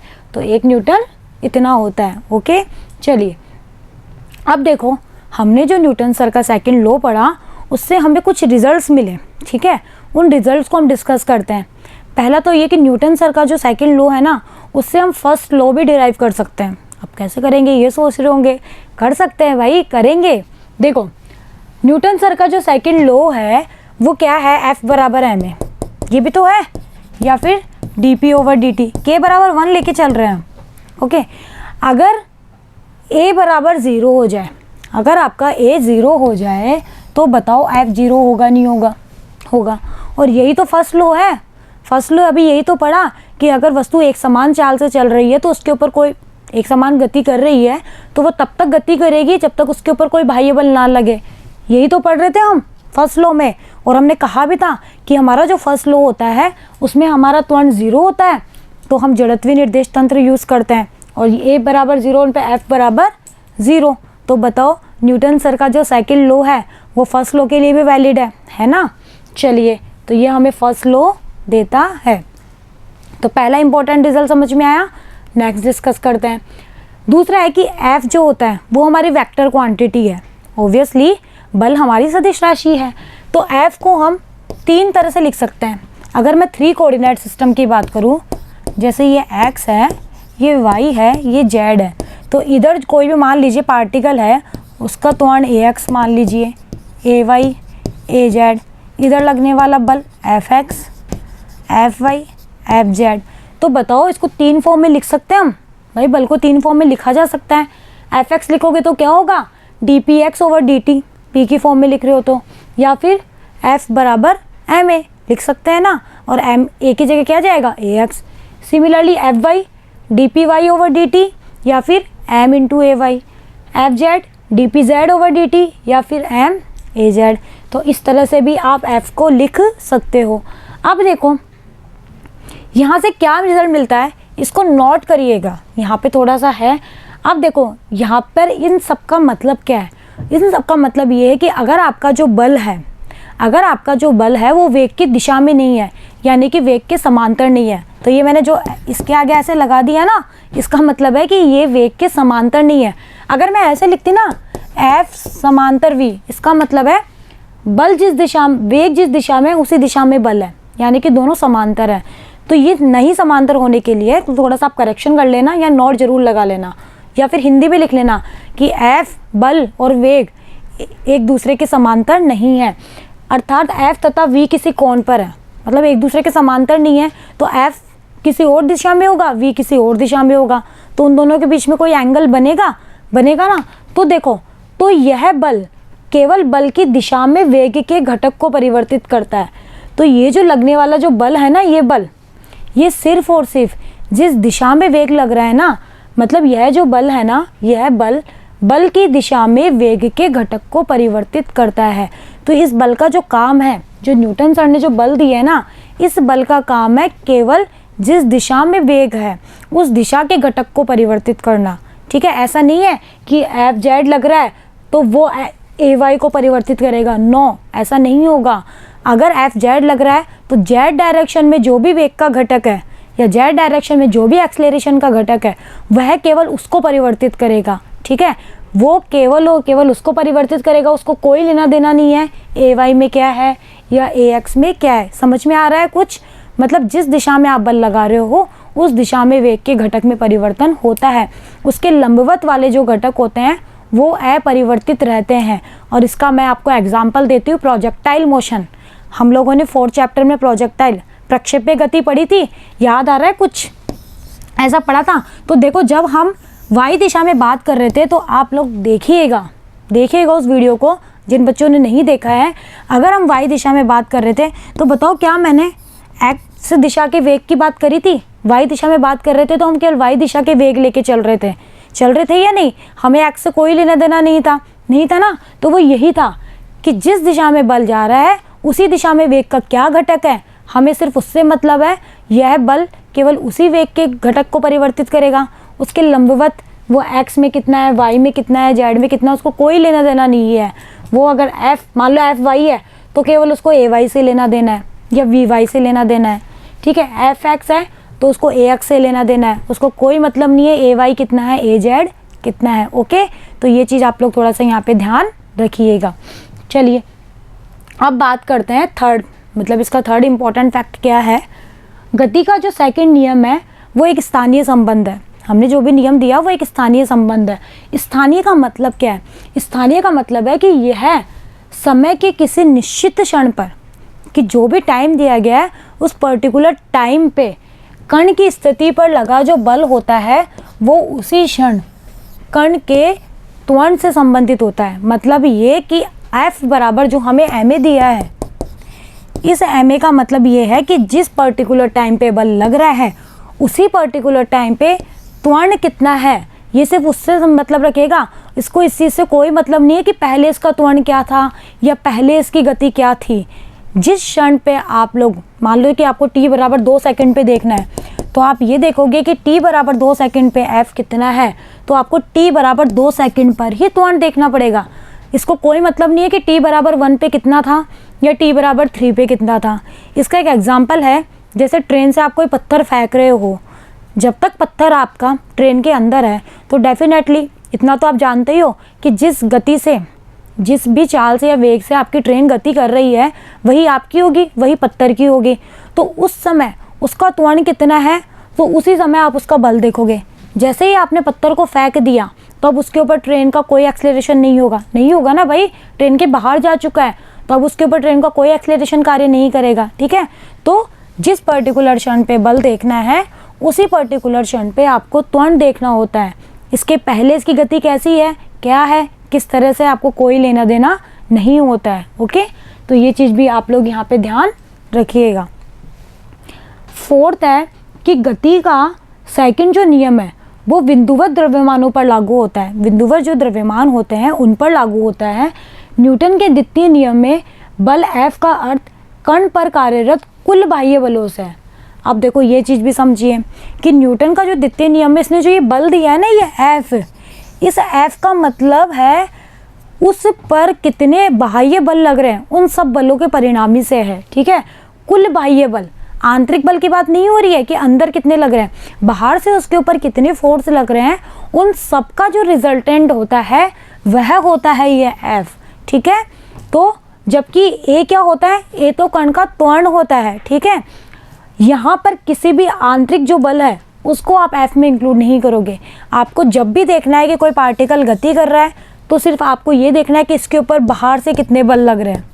आंतरिक बलों से हमें कोई लेना देना नहीं होता है, त्वरण इसका जो होता है वो तो होता ही है, ठीक है। तो कुल जो बाह्य बल है इन सबका जो रिजल्टेंट निकलेगा, जैसे मान लो इधर लग रहा है, इधर लग रहा है, इधर इधर, तो इन सबका जो रिजल्टेंट लगेगा इन बाह्य बलों का वह होता है आपका F। ये F कोई पर्टिकुलर एक बल नहीं होता, बाह्य बल होता है। और बाह्य भी कौन सा, सबका रिजल्टेंट बाह्य बल, ठीक है। आंतरिक बलों को आप इस F में इंक्लूड नहीं करोगे। जैसे आप फर्श पर चल रहे हो, फर्श पर आप चल पाते हो ना, ऐसा क्यों, घर्षण के कारण। भाई घर्षण भी तो एक फोर्स है, ठीक है, तो उसकी वजह से तो हम चल पा रहे हैं। जबकि अगर एक बनाना पील ला के रख देते हैं, बताया था ना मैंने एग्जाम्पल, तो आप स्लिप हो जाते हो। क्यों, क्योंकि वहाँ पे घर्षण काम नहीं करता। इसी चैप्टर में पढ़ेंगे हम घर्षण, तब हम वहाँ पे इसको समझेंगे कि आखिर ये घर्षण है क्या, बहुत काम की चीज़ है। अगर ये नहीं होता तो आप चल ही नहीं पाते, ओके। तो जितने भी जो बाह्य बल हैं उन सबका रिजल्टेंट निकाल के फिर आपको यहाँ रखना है, ओके बच्चों, आया समझ में। तो यहाँ पर कोई भी आंतरिक बल इस F में हम इंक्लूड नहीं करते हैं। अब देखिए एक छोटा सा टॉपिक और पढ़ लेते हैं, एक छोटी सी क्वांटिटी और है फिजिकल, जिसको कहा जाता है आवेग। अब आवेग क्या होता है, आवेग होता है F into T, F into T, इसे कहते हैं आवेग। अब F इंटू टी क्या हुआ, अगर न्यूटन सर के सेकंड लॉ से देखें तो F बराबर था dp ओवर dt, था या नहीं। F इंटू टी या F इंटू डी टी मैंने किया तो बताओ क्या मिला, dp। यानी कि आवेग क्या होता है, आवेग होता है संवेग में परिवर्तन, दर नहीं, ओनली संवेग में परिवर्तन। संवेग में कितना परिवर्तन होता है उसे ही हम आवेग कहते हैं। या फिर बल इंटू समय, बल और समय का जो गुणनफल होता है उसे ही हम आवेग कहते हैं। तो ये भी आप ध्यान रखिएगा, यहाँ से भी न्यूमेरिकल बनते हैं, हम करेंगे। तो बल और समय के गुणनफल को हम क्या कहते हैं बच्चों, आवेग कहते हैं, ठीक है। इसको I से लिखते हैं, I बराबर होता है डेल P या फिर F इंटू डेल टी। इसकी वीमा आप निकाल सकते हो, ओब्वियसली यहाँ से निकाल सकते हैं। मात्रक क्या हो गया, न्यूटन इंटू सेकेंड, और dp का भी मात्रक यही होता है, p का भी तो यही होता है, न्यूटन इंटू सेकेंड। अभी बताया था ना मैंने कि p का एक मात्रक न्यूटन इंटू सेकेंड होता है। वो कहाँ से आया, यहीं से तो आया भाई। dp हो चाहे p हो, मात्रक तो सेम ही रहेगा। तो कितना है, न्यूटन इंटू सेकेंड। और यही चीज़ आपकी क्या है, आवेग भी है, ओके।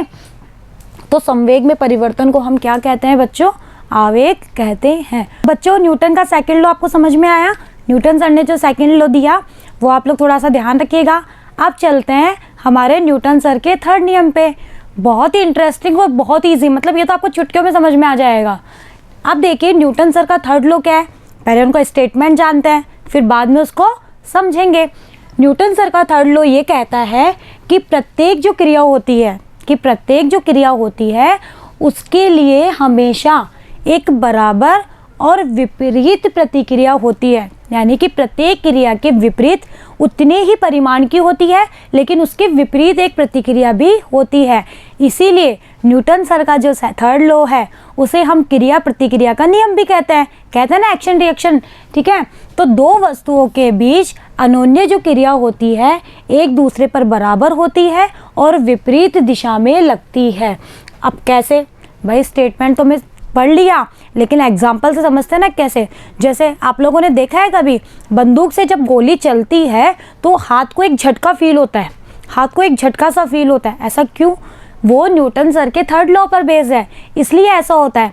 क्यों, क्योंकि जब बंदूक से आप गोली चला रहे हो तो न्यूटन सर का थर्ड लॉ कहता है कि जितना फोर्स आप गोली पर लगा रहे हो उतना ही फोर्स गोली भी बंदूक पे लगाएगी, और बंदूक आपके हाथ पे टच है तो उतना ही आपको पीछे की तरफ एक धक्का महसूस होता है। पीछे क्यों हुआ, क्योंकि न्यूटन सर ये कहते हैं कि परिमाण तो रहेगा समान लेकिन दिशा क्या होगी, विपरीत। यानी कि गोली अगर आगे की ओर जा रही है तो आपको झटका कहाँ लगेगा, पीछे की ओर। आया समझ में।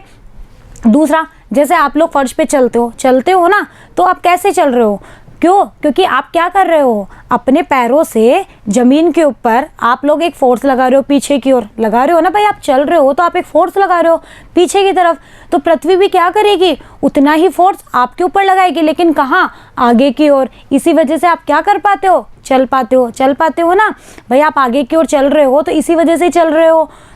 दूसरा एक एग्जाम्पल और ले सकता है, रॉकेट की गति। भाई रॉकेट जो होता है वो ऊपर की ओर, आगे की ओर उड़ता है, ऐसा क्यों? ऐसा इसलिए कि रॉकेट में जो फ्यूल यानी कि जो धुआं होता है, निकलता है ना, धुआं देखा है, वो पीछे की ओर निकलता है, ठीक है। तो पीछे की ओर जितना, तो रॉकेट धुएं पर पीछे की ओर जितना बल लगा रही है, उतना ही बल वो धुआं क्या करेगा, रॉकेट के ऊपर लगाएगा, लेकिन किस दिशा में, आगे की डायरेक्शन में। इसी वजह से रॉकेट आगे की ओर गति करता है। ऐसे ही आपका एरोप्लेन पे भी ऐसा ही होता है। वैसे तो इसके ऊपर 4 बल लगते हैं, जैसे ये कोई एरोप्लेन है तो ऊपर नीचे आगे पीछे, ये दोनों बल तो एक दूसरे को बैलेंस कर लेते हैं, ठीक है। और ये जो उसके पीछे की तरफ जो भी निकलता है वो इसको आगे की ओर उतना ही बल लगाता है, ठीक है। परिमाण में तो समान होता है लेकिन दिशा में क्या होता है, विपरीत, जिसकी वजह से भी एरोप्लेन उड़ पाता है। तो मतलब हर जगह क्रिया प्रतिक्रिया का नियम आपको देखने को मिल जाएगा। अब देखो, इतना तो आपको समझ में आ गया। ऐसे ही नाव का एग्जाम्पल ले लो। भाई आप जब नाव में वो पतवार से चलाते हो ना, तो आप आगे की ओर, आपने देखा है कि आप पतवार से पानी को पीछे की ओर धकेलते हो, तो जितना फोर्स आप पानी को धकेलने में पीछे की ओर लगाते हो, उतना ही फोर्स आपको पानी क्या करेगा, आगे की ओर लगाएगा, और इसी वजह से नाव चल पाती है। तो मतलब क्रिया प्रतिक्रिया का नियम समझ में आया कि बल का जो परिमाण होता है वो तो हमारा समान होता है, लेकिन दिशा क्या होती है, विपरीत होती है ना। चलिए अब देखो, जो न्यूटन सर का जो थर्ड लॉ है उसके भी कुछ इंपॉर्टेंट फैक्ट्स हैं जो हम थोड़ा सा ध्यान रखते हैं। क्या कि थर्ड लॉ में क्रिया और प्रतिक्रिया, इसमें 2 वर्ड हम यूज़ कर रहे हैं ना, क्रिया और प्रतिक्रिया। यहाँ क्रिया और जो प्रतिक्रिया है उसका अर्थ है केवल बल, यानी कि क्रिया मतलब आगे की ओर लगने वाला बल या पीछे की ओर, मतलब 2 बल है यहाँ पे। एक बल को हमने कह दिया क्रिया और दूसरे बल को हमने क्या कह दिया, उसके उत्तर में जो जवाब मिला ना वो प्रतिक्रिया। लेकिन थर्ड लॉ जो है वो यह बताता है कि यहाँ 2 बल लग रहे हैं ना, तो यहाँ से हमें बल के बारे में एक बहुत इंपॉर्टेंट चीज़ पता चली, वो ये कि हमारा जो बल होता है ना वो हमेशा युग्म या जोड़े के रूप में रहता है। भाई एक क्रिया है और दूसरा प्रतिक्रिया बल, तो बल जो होता है वो हमेशा जोड़े के रूप में रहता है। यानी कि अगर मान लो कि कोई पिंड है ए और बी, तो ए बी के ऊपर जितना बल लगाएगा, जैसे ये ए है और ये बी है, तो ये ए बी के ऊपर जितना बल लगाएगा बी भी उतना ही बल लगाएगा, लेकिन किस दिशा में, विपरीत दिशा में। तो बताओ ये बल जोड़े के रूप में रहा नहीं रहा, कि भाई एक क्रिया बल था तो दूसरा क्या हुआ, प्रतिक्रिया बल। लेकिन इन बलों का जो परिमाण होगा वो हमेशा क्या रहेगा, समान रहेगा, और दिशा क्या होगी, विपरीत। इसीलिए मैंने यहाँ पर नेगेटिव साइन यूज़ किया है। नॉर्मली बच्चे यही गलती कर जाते हैं, वो जब क्रिया प्रतिक्रिया नियम लिखते हैं ना तो वो क्या करते हैं, इस तरह से लिख देते हैं। इसका मतलब क्या हुआ, इसका मतलब ये हुआ कि लगने वाला बल का परिमाण भी समान है और दिशा भी समान है, जबकि ऐसा नहीं होता है। बल का परिमाण समान होता है लेकिन दिशा जो होती है वो हमेशा क्या होती है, न्यूटन सर के थर्ड लॉ के अनुसार दिशा हमेशा विपरीत होती है, और इसीलिए हम यहाँ पर एक नेगेटिव साइन यूज़ करते हैं। जबकि हम परिमाण, बताया था ना मैंने, परिमाण को मोड़ लगा के व्यक्त करते हैं, तो परिमाण जब लेते हैं तो हमेशा ऐसे लिखेंगे। आया समझ में? तो आप लोग यहाँ पे ये गलती बिल्कुल मत करिएगा, नेगेटिव साइन हमेशा आएगा ही आएगा। चलिए दूसरा आता है, थर्ड लॉ जो होता है उसमें क्रिया और प्रतिक्रिया। नॉर्मली क्या होता है, बच्चे जब इसको पढ़ते हैं, भाई हम जैसे अभी आप छोटे हो ना, 11th में पढ़ रहे हो, तो बच्चे पता है क्या समझ लेते हैं कि ये जो क्रिया और जो प्रतिक्रिया है ना, वो मतलब ऐसा होता है कि पहले क्रिया होगी फिर प्रतिक्रिया होगी, मतलब पहले आप बल लगाओगे फिर आपके ऊपर बल लगेगा, जबकि ऐसा नहीं होता। ये दोनों चीज़ एक साथ होती है, यानी कि जैसे ही आपने बल लगाया उतने ही परिमाण का बल तुरंत आपके ऊपर विपरीत दिशा में लग गया। यानी कि ये जो क्रिया प्रतिक्रिया है वो कोई ऐसा नहीं कि आपने क्रिया करी तब उसके उत्तर में आपको प्रतिक्रिया मिली, ऐसा नहीं होता है, ठीक है। ये दोनों एक ही चीज़ है और एक ही समय पर होती है, बस विपरीत दिशा में होती है। तो क्रिया जो है वो कारण एवं प्रतिक्रिया का प्रभाव नहीं है।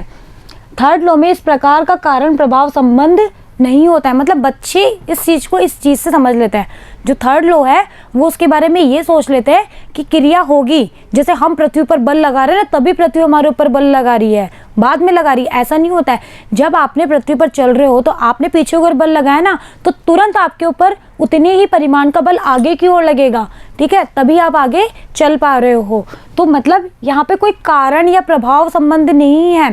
क्रिया प्रतिक्रिया मतलब एक ही टाइम पर होती है और अलग अलग वस्तुओं पर होती है। बस ये जो आप लोग जरूर ध्यान रखिएगा कि जो क्रिया वाला बल होगा वो दूसरी वस्तु पर होगा, तो प्रतिक्रिया वाला बल दूसरी पर होगा। ये दोनों एक वस्तु पर कभी भी नहीं लगता है। बी के द्वारा ए पर बल और बी पर ए के द्वारा लगाया गया बल एक ही समय पर कार्य करता है। जैसे ये अगर ए है कोई पिंड और ये बी है, तो ये जिस समय पर बी पर बल लगाएगा उसी समय पर बी भी ए पर बल लगाएगा, बस दिशा क्या होगी, विपरीत होगी।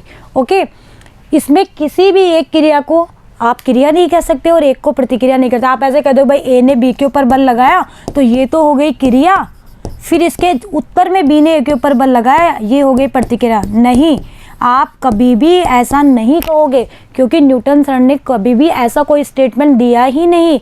उन्होंने क्रिया प्रतिक्रिया दिया, लेकिन इसका मतलब ये नहीं है कि क्रिया हुई तो प्रतिक्रिया हुई, नहीं, ये दोनों साथ साथ होती है, समान परिमाण की होती है, लेकिन दिशा में विपरीत होती है। ओके, चलिए नेक्स्ट आता है, क्रिया और प्रतिक्रिया जो बल होते हैं वो अलग अलग वस्तुओं पर लगता है। जो अभी मैं आपको कह रही थी ना कि क्रिया और जो प्रतिक्रिया बल होते हैं वो कभी भी एक वस्तु पर कार्य नहीं करते हैं। बिल्कुल वैसे ही जैसे आप पृथ्वी पर पीछे की ओर बल लगा रहे हो, तो आपने लगाया पृथ्वी पर लगाया ना, फिर पृथ्वी उसके जवाब में कहाँ लगाएगी, आपके ऊपर। तो बताओ दोनों अलग अलग चीज़ें हुई नहीं हुई ना? कभी भी एक तो नहीं हुई कि पृथ्वी ने अपने ऊपर ही बल लगा लिया या आपने अपने ऊपर ही बल लगा लिया, ऐसा तो नहीं हुआ।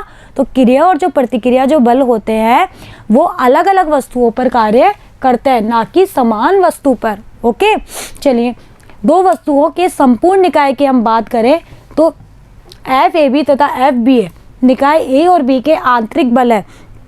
तो ये दोनों जो बल होते हैं वो परिमाण में समान और दिशा में विपरीत होते हैं।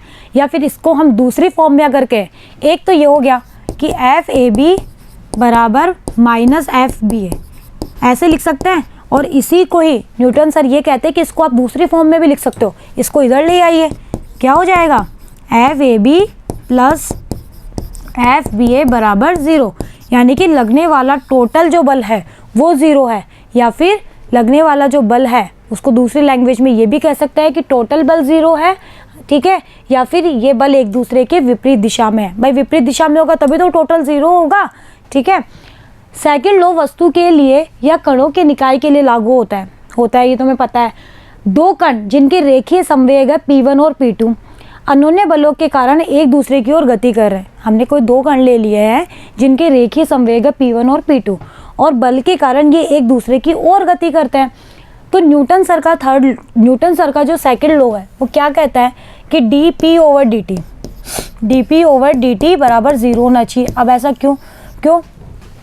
आप देखो dp ओवर एक दूसरे की ओर गति कर रहे हैं, ठीक है। तो एक अगर इस दिशा में बल लगाएगा तो दूसरा इस दिशा में, तो टोटल जो बल है वो क्या होना चाहिए, 0। तो dp ओवर dt 0 हुआ, क्यों? क्योंकि न्यूटन का जो सेकंड जो नियम है वो है F बराबर dp ओवर dt, है या नहीं। अगर मेरा F 0 it means dp over dt 0, एक ही तो बात है, ठीक है। dp ओवर dt 0, तो यहाँ पे हमने dp p क्या लिख दिया, P1 plus P2 vector form में लिख दिया। अब यहाँ से इसको अलग अलग कर लीजिए, dp1 over dt plus dp2 over dt बराबर 0 हो गया। dp1 ओवर dt को आप क्या लिख सकते हो, obviously F1। dp2 over dt को क्या लिखोगे, F2। तो बताओ ये थर्ड लॉ यहाँ से आया नहीं आया? मतलब हमने न्यूटन सर के सेकंड लॉ से न्यूटन सर के थर्ड लॉ को व्युत्पन्न कर दिया। कैसे किया कि दो कण हैं जो एक दूसरे की ओर आ रहे हैं, ठीक है। तो उनके संवेग है P1 और P2, तो हमने लिखा d over dt P1 plus P2 बराबर 0, ठीक है। यहाँ से दोनों को अलग अलग कर दिया तो हमने देखा F1 प्लस F2 बराबर 0। इसको जब इधर लेके गए तो F1 बराबर माइनस F2, तो ये आ गया न्यूटन सर का थर्ड लॉ। तो आप लोग हमेशा ध्यान रखिएगा, न्यूटन सर का थर्ड लॉ क्या कहता है कि परिमाण में समान और विपरीत दिशा में कार्य करते हैं बल, ठीक है। क्रिया और जो प्रतिक्रिया बल होते हैं वो परिमाण में समान होते हैं और विपरीत दिशा में कार्य करते हैं, कभी भी एक वस्तु पर नहीं लगते हैं और ये एक दूसरे का कोई प्रभाव नहीं है। जिस समय पर क्रिया बल कार्य करेगा उसी समय पर हमारा प्रतिक्रिया बल कार्य करता है। इसके एग्जाम्पल आप लोग देख सकते हो, ठीक है। आपका एरोप्लेन का चलना, रॉकेट की गति, हवा में आपका कूदना, या फिर नाव में पतवार का चलना, बंदूक की गोली, ये सारे के सारे न्यूटन सर के तीसरे नियम पर बेस है, ठीक है। ओके बच्चों, तो आज हमने क्या पढ़ा, इस चैप्टर का सबसे इम्पोर्टेंट पार्ट न्यूटन सर के 3 लॉ हमने पढ़ लिए हैं। आप इस वीडियो को बार बार देखिएगा अगर आपको कोई प्रॉब्लम आ रही है तो, लेकिन तीनों नियम में आपको किसी भी तरीके का कोई भी कन्फ्यूज़न नहीं होना चाहिए। बुक से भी आप लोग तीनों नियम जरूर पढ़िएगा, बुक में आपको और भी बहुत सारे एग्जाम्पल मिल जाएंगे। ओके बच्चों, तो मिलते हैं नेक्स्ट वीडियो में, बने रहिएगा मेरे साथ। Thank you.